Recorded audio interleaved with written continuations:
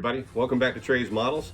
Got a bench update. It's been a while. Figured I'd show you where we've been at with the last of the builds. Did pick up something new to myself. Got some of these Alpine miniatures, the German tank crew. This one is supposed to be Whitman, but they're really nicely molded. So I'm gonna give them a shot and see if I can't sharpen my figure painting a little bit more, because I'm still kind of weak on that. But Mark from Montana has been helping me, inspiring me, watching some of the great stuff he does with his figures. So gonna give it a shot, see how I do with them.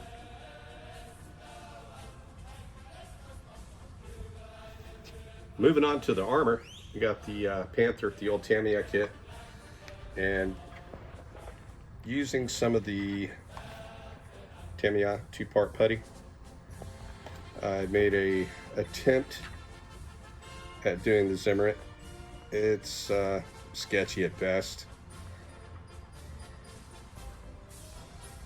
but for a first attempt with this, we'll keep on going with it and see how it comes out. I still have to sand the mantlet down. It's you can see the difference between the areas that were sanded after I put it on and the area that has yet to be sanded. So I still like the adhesive type better. I'm going with that on the Elephant. So I tried. I'm not going to call it a success, but I'm not going to call it a failure yet either.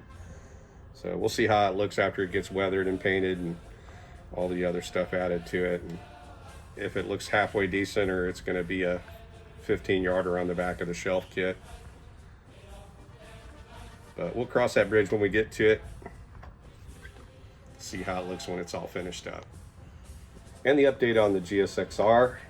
Got the basic build is done. I'm working on the actual paintwork now, obviously. So I've got the first coat of red down and then sealed it with a thin layer of clear, just to give it some protection as I mask the next color on. That way if I get a blowout or some creep underneath it, it'll hopefully be a little bit easier to touch up, make it look nice. But gotta say, this has been a fun build. It's a really nice kit.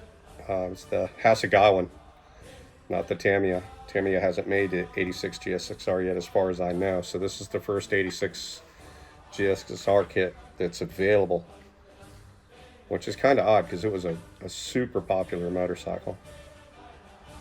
But it's coming along. We get the next two colors on it, get it cleared, get the decals, or decals as some of y'all say, and hopefully get this finished up and off to its new owner pretty quick. Okay, last but not least, we've got the Italeri C-130 Fat Albert from the Blue Angels.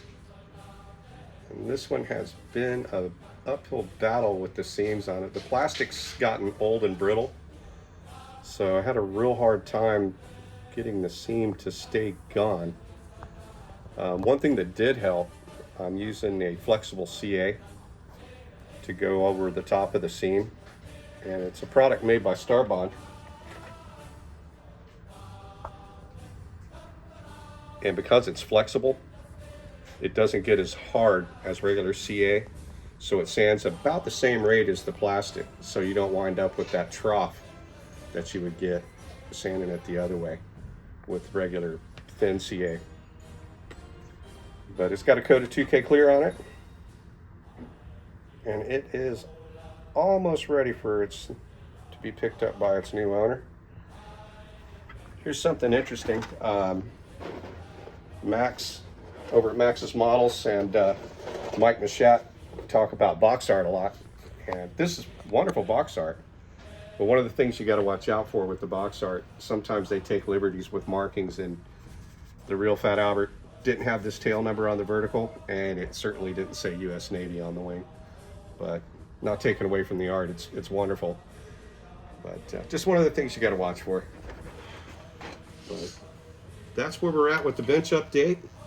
Hope everybody's doing awesome out there. Y'all be good to each other, and we'll catch you on the next one. Well, thanks for watching. Please hit that like button and subscribe, and I hope y'all enjoyed the video. Y'all be good to each other, and we'll see you on the next one.